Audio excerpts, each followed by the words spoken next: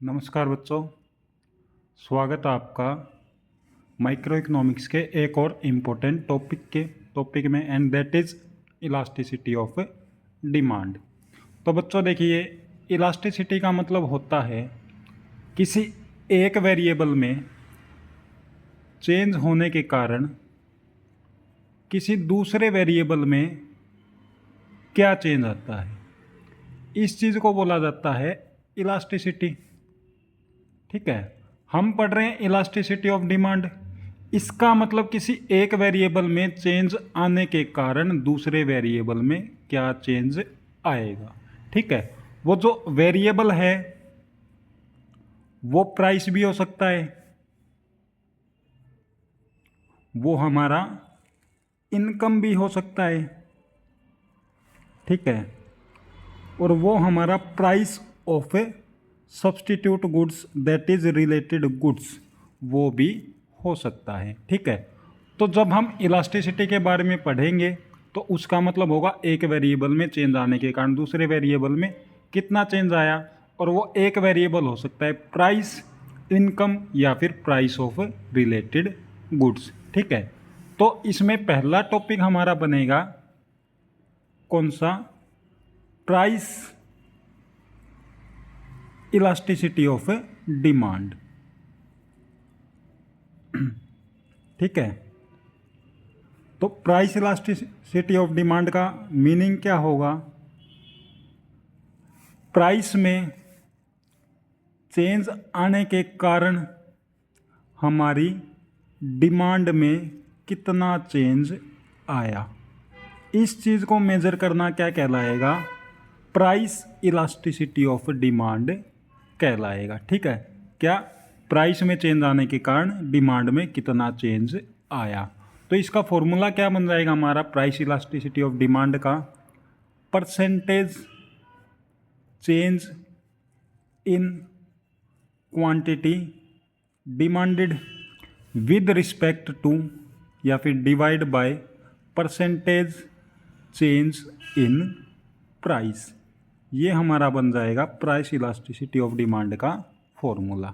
ठीक है, इसकी डिग्रियां हैं 5, वो करते हैं अब एक बार।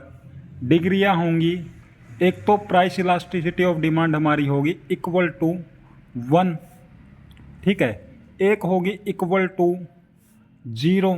ठीक है, एक होगी हमारी इन्फिनिटी, एक होगी हमारी ग्रेटर देन 1 और एक होगी हमारी लेस देन 1। इनको एक बार डायग्रामेटिकली देखते हैं। ठीक है, तो ये मेरा वाई एक्सिस जिस पर मैं लेता हूँ प्राइस को, ये मेरा पॉइंट ऑफ ओरिजिन, और ये मेरा एक्स एक्सिस जिस पर मैं लेता हूँ क्वांटिटी डिमांडेड को। ठीक है, ये मेरा इनिशियल प्राइस और ये मेरा इनिशियल क्वांटिटी डिमांडेड। प्राइस है ओपी और क्वांटिटी डिमांडेड है ओ क्यू। ठीक है, अब देखिए इक्वल टू 1 का बनाएंगे तो फॉर्मूले के अकॉर्डिंग इक्वल टू 1 कब आएगा, जब दोनों में चेंज जो है वो इक्वल आएगा।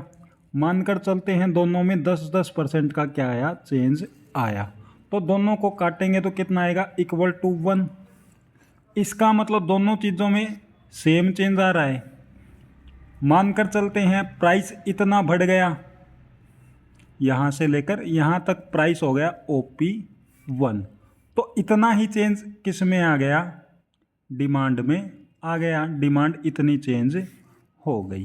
ठीक है, तो पहले मैं इस पॉइंट पर था, अब मैं इस पॉइंट पर आ गया, तो मेरे पास 2 पॉइंट आए, तो दोनों पॉइंट्स को मिलाते हुए मेरा जो कर्व बनेगा उस पर मेरी इलास्टिसिटी कितनी होगी, इक्वल टू 1 होगी। तो यहाँ पर ED कितनी है, इक्वल टू 1। ठीक है, ये तो था इलास्टिसिटी इक्वल टू 1। अगला देखते हैं ग्रेटर देन 1 और लेस देन 1 का। एक बार देखिए, फिर मैं बनाता हूँ एक्स एक्सिस और वाई एक्सिस। ये मेरा वाई एक्सिस, ये पॉइंट ऑफ ओरिजिन, ये एक्स एक्सिस। इधर प्राइस, इधर क्वांटिटी डिमांडेड, ये मेरा इनिशियल प्राइस और ये मेरा इनिशियल क्वांटिटी डिमांडेड। ठीक है, अगर मैं ग्रेटर देन 1 का बनाता हूँ तो फॉर्मूले के अकॉर्डिंग देखिए बच्चे, ग्रेटर देन 1 कब आएगा? जब ऊपर तो कोई बड़ा वेरिएबल होगा 20 और नीचे छोटा होगा, तब क्या आएगा? ग्रेटर देन 1 आएगा। 2 आया फिलहाल।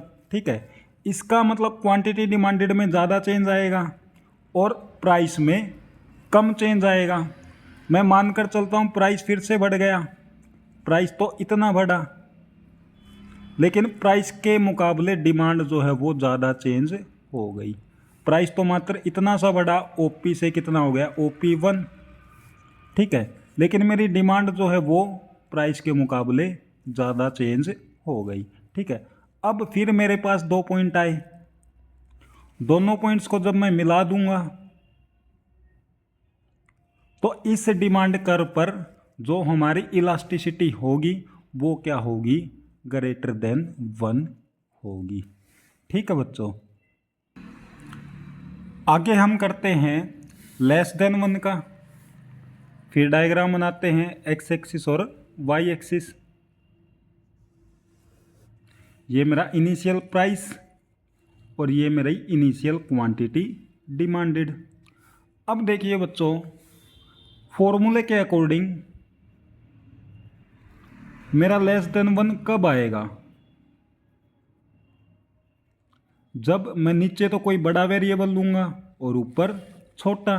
ठीक है, 10/20.5 ये 1 से कम है, इसका मतलब नीचे वाले वेरिएबल में ज़्यादा चेंज आएगा, ऊपर वाले वेरिएबल में कम चेंज आएगा। ठीक है, इसका मतलब प्राइस में जो है वो ज़्यादा चेंज आ रहा है और क्वांटिटी डिमांडेड में उतना चेंज नहीं आ रहा।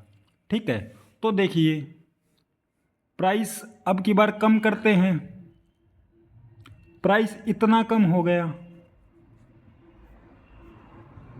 ठीक है, नेगेटिव रिलेशन होने के कारण अब क्वांटिटी डिमांडेड बढ़ेगी, क्वांटिटी डिमांडेड बढ़ी मात्र इतनी, तो प्राइस में तो ज़्यादा चेंज आया बट क्वांटिटी डिमांडेड में प्राइस के मुकाबले कम चेंज आया।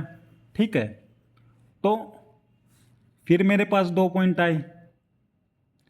अब इन दोनों पॉइंट्स को जब मैं मिलाऊंगा और जो डिमांड कर्व मिलेगा मेरे को, यहाँ पर इलास्टिसिटी क्या होगी? 1 होगी। ठीक है, ये था हमारा लेस देन 1 का। आगे हम करते हैं इन्फिनिटी और 0 को। इलास्टिसिटी 0 हमारी कब होगी? जब देखिए बच्चों, हम किसी भी चीज़ को 0 से डिवाइड करते हैं तब हमें क्या मिलता है? इन्फिनिटी। और जब हम 0 को किसी भी चीज़ से डिवाइड करेंगे तब हमें क्या मिलेगा? 0। ठीक है, इसका मतलब क्वांटिटी डिमांडेड में 0 चेंज आएगा, प्राइस में कितना भी चेंज आ सकता है, हमारी क्वांटिटी डिमांडेड में कोई भी चेंज नहीं आएगा। ठीक है, तो क्वांटिटी डिमांडेड मेरी एक्स एक्सिस पे है, वो क्या रहेगी? कांस्टेंट रहेगी, उसमें कोई भी चेंज नहीं आएगा। तो ये मेरा हो गया डिमांड कर्व DD, जो क्या है? कांस्टेंट है। प्राइस चाहे ये हो, प्राइस चाहे ये हो, प्राइस चाहे ये हो, मेरी क्वांटिटी डिमांडेड में कोई भी चेंज नहीं आएगा। यहाँ पर मेरी इलास्टिसिटी क्या रहेगी? 0 के बराबर रहेगी। ठीक है, आगे हम करते हैं elasticity equal to infinity. Infinity में क्या होगा बच्चों?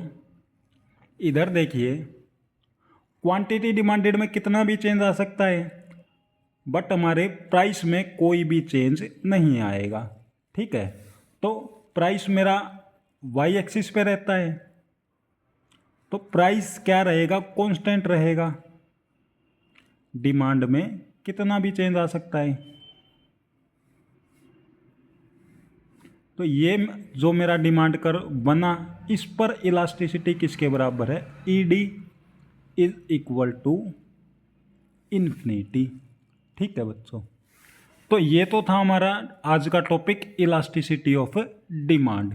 इसके फॉर्मूले करेंगे हम अगली वीडियो में।